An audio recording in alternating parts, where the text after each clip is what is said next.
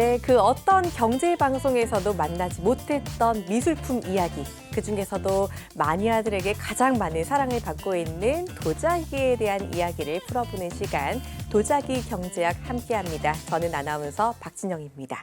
자, 오늘 이 자리에는요, 한국에서 이 도자기에 대한 애정과 조예가 가장 깊은 전문가를 모셔보도록 하겠습니다. 자, 한국고미술연구소의 장민호 회장님 함께합니다. 안녕하세요. 안녕하세요. 네, 반갑습니다. 자, 우선 이렇게 귀한 자리 함께해 주셔서 정말 감사드리고요. 먼저 우리 시청자분들께 소개부터 좀 부탁을 드릴게요. 네, 안녕하세요. 한국고미술연구소 중국고도자연구소 장민호입니다. 네, 이제 아주 간단하게 소개를 해주셨는데, 그러면은 이제 우리 회장님을 모시고 도자기에 대한 매력에 대해서 본격적으로 파헤쳐 보도록 할 거예요. 일단 도자기 분야에서 최고의 이제 권위자이자 정말 최고의 애호가다라고 제가 이야기를 들었는데, 도자기의 매력이 무엇인지 좀 궁금하거든요. 그리고 어떤 부분 때문에 도자기를 좀 좋아하게 되셨고, 얼마나 도자기를 좀 좋아하게 되셨는지 말씀 부탁드릴게요. 네, 제가 도자기를 좋아하게 된 이유는 그 1970년도로 거슬러 올라가는데, 네. 그때 이제 덕수궁 미술관에서 그 박물관을 개관을 했어요. 네. 그때 제가 이제 중학교 1학년 때인데, 그때부터 이제 거기에 이제 자주 놀러 다니고, 그때부터 박물관에 유물에 많은 깊은 관심을 갖고 있었으면서 고등학교 시절 그 이후도 계속 깊은 관심을 가지고 있다가 네. 이제 군대 갔다 와가지고 그 이후로 이제 고미술 전문점에서 제가 한 2년이 넘도록 거기서 근무를 했어요. 그래서 그때부터 이 고미술 인생에 네. 접어들었고, 그래서 아주 더 깊은 더 애정이 있습니다. 아유, 70년대부터면은 네. 정말 오랫동안 이제 네. 도자기를 좋아하신 거잖아요. 인생 전부를 다 도자기에 좀 바쳤다라고 해도 과언이 아닐 것 같은데 한 40년이 넘었네요. 넘었죠. 그러면은. 예. 그렇습니다. 그럼 도자기의 매력이 대체 어떤 걸까요? 어떤 부분이 가장 좋아서 도자기를 좋아하게 되신 거예요? 도자기는 우리 이제 그 선조들이 쓰던 문화이고 또 네. 삶이었고, 또 그래서 또 저 또한 제가 또 왜 더 좋아하게 된 이유는 뭐냐, 제가 어려서 저희 집에 유물들이 좀 많이 있었어요. 근데 할아버지 쪽부터 네. 가지고 있었던 거 있고, 그 당시에 이제 우리 한국의 민화지만 68년 9년도에 그 당시 돈으로 그 나비 병풍인데, 형님이 그 당시 돈으로 한 230만 원인가 받아다가 저희 아버지를 갖다 주시더래요. 되게 옛날에는 큰 옛날이죠. 돈이잖아요. 큰 돈이죠. 그래서부터 진짜 이런 미술품이 돈이 되는구나 하고 더 제가 더 관심을 갖고 그렇게 애정을 갖고 지금까지 연구하고 공부하고 그렇게 하고 있습니다. 네. 보니까 진짜 환경이 중요하다라는 생각이 확 드네요. 그리고 이제 일찌감치 도자기가 돈이 될 것 같다라는 이야기도 뭔가 딱 마음에 와닿았다. 이렇게 이제 정리를 해볼 수 있을 것 같은데, 자, 그러면 우리가 한 70년대부터 지금까지 계속해서 도자기를 보유하고 이제 모으고 계신 거잖아요. 자, 그러면은 지금 우리 회장님이 갖고 계신 도자기 총 몇 점 정도가 될까요? 뭐 자세하게 세볼 수는 없지만 네. 한 그래도 한 1만여 점 1만여 점. 이상이 안 될까 싶어요. 와, 1만여 점 갖고 계시면은 그게 어떤 게 우리 집에 있는지 이거를 또 세는 것도 가끔 헷갈리실 것 같은데 안 그러세요? 셀 수가 세보질 않았어요. 일단은 뭐 한 10,000개가 넘게 있으니까 네. 잘 있으려니 가끔씩 뭐 생각나면은 이거 보러 가고 아니면은 또 저거 보러 갔다가 진짜 생각만 해도 마음이 너무 좋으실 것 같아요. 네네. 네, 좋습니다. 그러면은 그 도자기를 다 합치면 이게 가격으로 환산도 되게 어렵겠어요. 가격으로 그걸 환산해서 가지고 있는다고 하면은 네. 그 가치의 노예가 돼가지고 그거를 그 보존하고 할 수가 없어요. 그래가지고 그쵸. 이 도자기는 내가 좋아서 내가 즐기고 많이 모으다 보면 박물관이라든가 내가 하고 싶은 거를 꿈을 이룰 수가 있어요. 네. 이걸 제가 하게 된 뭐 동기도 박물관을 하면은 우리나라도 문화 대국이 돼가지고 전 세계 사람들이 와가지고 관광 수입을 늘릴 수 있는 것은 우리 문화재라든가 중국의 문화재라든가 그런 방법밖에 없습니다. 그쵸. 실예로 맞아요. 들어가지고 프랑스 루브르 박물관 같은 경우 그 한 5년 전만 해도 수입이 한 80조 원의 소득을 올렸습니다. 박물관이요. 예, 박물관이 전 세계 사람들 네. 관광객으로 맞이해가지고 이제 우리나라도 향후 전 세계 관광객들을 들어올 수 있도록 우리나라도 중국 거를 너무 예면하지 말고 중국의 도자기도 우리 고구려 시대 이후에 후예들이 난 만들었다라고 생각을 하고 있기 때문에 국적을 따질 필요가 없습니다. 우리가 더 나아가서 글로벌화돼서 전 세계 사람들을 유치할 방법은 이 미술관밖에 없습니다. 맞아요. 도자기 사랑에 국경도 없는 것 같고 그래서 이야기를 들으니까 참 저도 마음이 뿌듯해지는데 전시에 대한 것도 좀 질문을 드리고 싶어요. 지금 박물관에 대한 이야기를 해주셨는데 사실 만여 점을 갖고 계시면은 거의 진짜 박물관을 차려도 될 수 있는 규모가 아닌가요? 네, 전시도 맞습니다. 해보신 적이 있으세요? 네, 있습니다. 아, 그렇구나. 그럼 제일 최근에 했던 전시는 어디서 어떻게 했던 전시세요? 최근에 전시한 2015년도에 네. 그 엠버서더 호텔에서 쉬운 한 점을 가지고 전시를 했었죠. 자, 이렇게 도자기 이야기 그리고 회장님 이야기 같이 들어봤고요. 본격적으로 우리가 이제 도자기에 대한 탐구를 좀 해볼까 합니다. 자, 그러면은 도자기 아마 저처럼 도자기에 대해서 잘 모르시는 시청자분들도 많이 계실 것 같은데 제가 조금 더 이제 질문을 드려보도록 할게요. 자, 우선 조금 전에 말씀해주신 게 도자기의 사랑에는 국경이 없다. 뭐 중국 도자기, 우리나라 도자기 그리고 세계 각국의 도자기들의 그 특성 같은 게 있을 것 같은데 나라별로 도자기의 차이점이 좀 있나요? 차이점이 다 각자 각 나라마다 다 차이가 있습니다. 어떤 차이점이 있을까요? 뭐 쉽게 이야기한다면 고려 시대의 도자기, 또 조선 분청사기의 시대의 도자기, 네. 또 조선 청화백자의 흰백자의 이야기 다양하죠. 다양합니다. 종류도 다양하고 그리고 한국은 또 종류가 그렇게 많지 않기 때문에 도자기를 접하고 하는 것은 우리 국립중앙박물관에 가서 네. 잘 유물에 관해서 많은 도움이 되고 공부가 될 겁니다. 그리고 또 중국 도자기는 물론 뭐 좋은 도자기는 송나라, 원나라, 명나라, 청나라 이렇게 내려오지만 그 중에서도 내가 이제 사랑하는 도자기는 성화시대의 성화자기를 제가 또 가장 또 좋아해요. 성화자기는 1465년부터 1487년까지 그때의 시대에 한 22년간의 도자기가 성화자기입니다. 성화자기는 보면 이렇게 투체지만 네. 이렇게 색깔이 아름답고 아주 예뻐요. 오. 이렇게 아주 사람을 아주 홀립니다. 정말 이렇게 예쁘게. 예쁘네요. 예.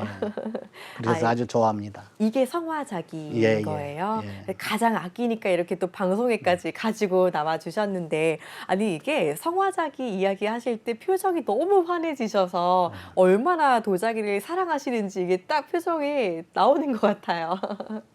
정말 이제 웃으시니까 보기가 더 좋은데 자 그러면 중국에서는 이 시대별로 도자기가 갖고 있는 특징 같은 게 또 있을까요? 특징이 있지요. 어떤 특징이 있나요? 뭐 송나라 때 같은 경우는 송나라는 저 5대의 관요라는 게 있어요. 네. 첫 번째는 저 여요, 어.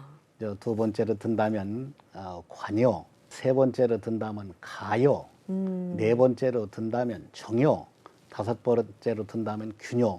이 도자기를 이 송나라 때의 5대 관요를 자칭합니다. 그 여요는 송나라 휘종 황제가 가장 사랑하고 좋아했던 도자기가 여요자기입니다. 여요자기는 하늘 빛이 난다 그래갖고 푸른색이 저기 천청류라고 하는데 그 도자기가 가장 비싼 값에 옥션에서 요즘 거래가 되고 있지요. 자, 그러면 저희가 이제 도자기의 특징에 대한 이야기를 간단하게 들어봤으니까 본격적으로 좀 더 많은 분들이 궁금해하실 투자 이야기를 좀 더 나눠보도록 하겠습니다.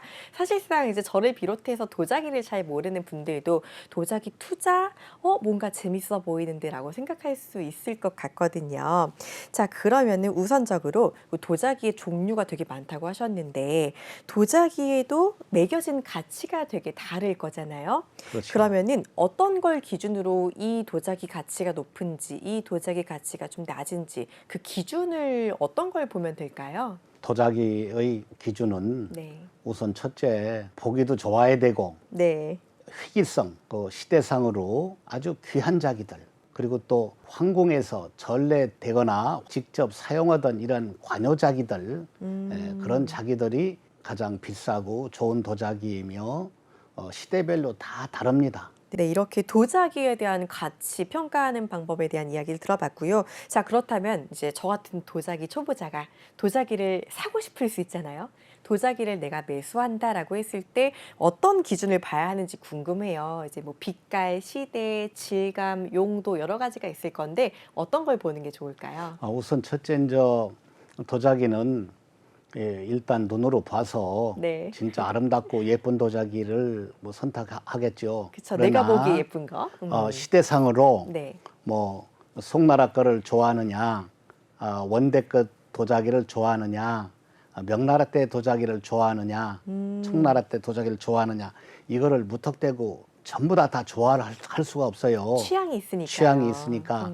그러니까 내가 좋아하는 시대의 도자기를 하나를 선택을 해가지고 그 도자기에 관해서 공부를 좀 하시고 구입을 하고, 그리고 자기의 또 멘토가 있어야 돼요. 멘토 없이 이거를 구입하고 한다? 많은 경비가 좀 들어가실 겁니다. 그러니까 아주 중요한 멘토를 잘 선택하셔가지고 일단 공부를 좀 잘 하셔가지고 그때부터 손을 대셔서 공부도 하고 경제적인 가치도 올릴 수가 있어요. 자, 그렇다면은 이제 또 중요한 질문일 수 있는데 도자기도 진짜 도자기가 있고 좀 가짜 도자기 이런 가짜 작품들도 있을 거잖아요. 이 진짜와 가짜를 구분하는 방법이 또 있을까요? 네, 있지요. 예전에는 이제 도자기가 지저분하고 네. 오래된 것처럼 보여야 다 좋다겠는데 네. 현대에 돌아서는 패턴이 또 달라지고 연구하는 부분이 달라지기 때문에 깨끗하고 고티나는 도자기가 있습니다. 그런 것을 다 지금은 선호하고 있어요. 이게 뭔가 거칠거칠하거나 매끄럽거나 그런 거를 보고 진품가품을 결정하는 거는 아닌가 봐요. 아니죠. 이 도자기는 이렇게 오래된 고도자기들은 손으로 만져보면 아주 피부가 매끄러워요. 네. 아주 매끄럽고 각 시대의 도자기마다 다 달라요. 손으로 만져보면은 이 손으로 만든 이 질감이 다 달라요. 자, 그러면은 이렇게 우리가 진품, 가품을 구별하는 방법까지 간단하게 들어봤는데 이 도자기를 매수를 하고 싶다 할 때 어떤 방법을 통해서 도자기를 매수할 수 있을까요? 도자기를 매수를 한다 하면은 물론 여기 지금 한국 같은 경우는 이런 경매 회사도 있지만 네. 우선 자기하고 가장 연이 닿는 사람하고 깊은 관계를 가지고서 자기가 취향 있는 거 적은 돈부터 하면서 공부를 해야 됩니다. 경매 회사 가서 사는 방법도 있어요. 그러나 뭐든 어디 가서 사든지 간에 본인이 우선 도자기 공부가 돼야 됩니다. 그렇죠. 이게 무턱대고 비싸다고 좋은 것도 아니고 싸다고 좋은 것도 아니고 싸면 싼 대로 또 진품이 있을 것이고 비싸면 비싼 대로 또 진품이 있을 거고 그러한 작품을 판단할 수 있는 능력이 가장 중요해요. 개인 간으로 또 이렇게 거래할 수 있는 방법도 그렇죠. 방법도 있는데 있죠. 이게 예. 뭐 오픈 플랫폼이 있거나 그런 게 아니다 보니까 네네네. 아무래도 이것도 마찬가지로 뭔가 열심히 찾아다니고 예. 많은 곳에 이제 감상을 하러 다니면서 또 그렇게 또 연을 만들어 가는 것도 그렇죠. 상당히 예, 예, 중요할 예, 것 예. 같아요. 자, 그렇다면 이런 여러 가지 방법을 통해서 도자기를 매수했다라고 했을 때 만약에 이제 제가 도자기를 샀다고 하면은 제일 궁금할 게 약간 얼마나 이 내 도자기가 오를까? 가격이 오를까? 이런 부분일 것 같아요. 일반적으로 도자기 뭐 개인의 격차라든지 그 작품의 격차는 있겠지만 가격이 오르는 속도나 평균적인 상승률 같은 그런 부분도 좀 있을까요? 아, 있지요. 어떻게 네. 오를까요? 예를 들어서 우리 한국 도자기로 말하면은 한 80년대 그 초에 20만 원, 70만 원, 150만 원 그렇게 오른 도자기들이 지금 현재는 2천만 원, 3천만 원 정도 그렇게 올라가는 도자기가 있고 와. 중국 도자기는 오르는 속도가 1억 5천만 원에 경매가 된 도자기가 네. 20년 만에 그 범랑채 그 제비가 들어간 이 완인데 네. 그 100배가 오른 150억에 경매가 되고 그랬습니다. 그렇기 때문에 이건 뭐 도자기는 가격이 오르고 하는 거는 책자라든가 그런 네. 데서 나오기 때문에 거짓말을 할 수가 없어요. 그러네요. 네. 와, 이게 20년 동안 100배가 오를 네. 정도면은 뭐 로또 부럽지 않을 정도의 가격 상승률이다. 사실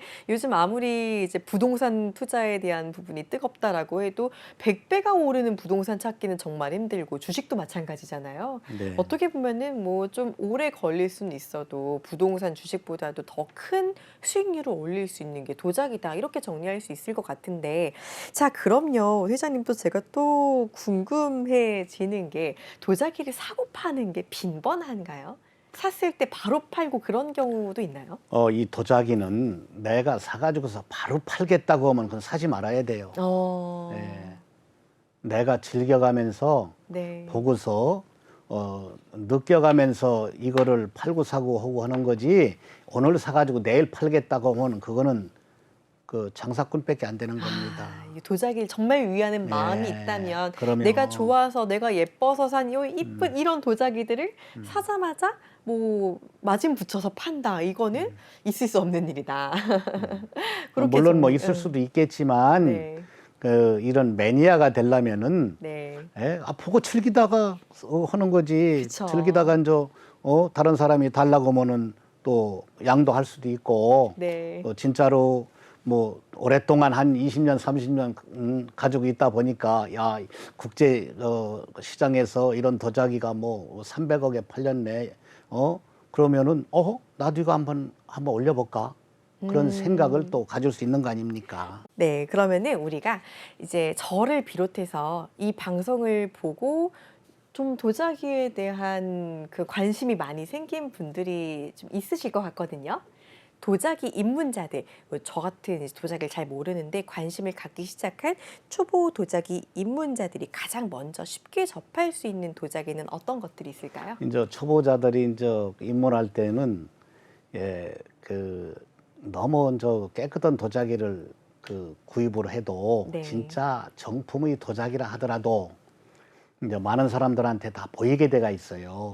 나 이거 샀는데 야 그거 도자기 그거 아니야. 하면은 또 실망을 합니다. 그쵸. 자기가 본인이 확신을 안 가지기 때문에 마음이 흔들리죠. 마음이 흔들립니다. 고대 송나라나 원나라라든가 명나라 때 이 고대 도자기들은 어딘가 모르게 그 때가 껴 있고 깨끗한 세월의 감각이 있기 때문에 그런 도자기들은 어떤 사람이든지 보면 야 그거 오래됐네 그렇게 생각을 합니다.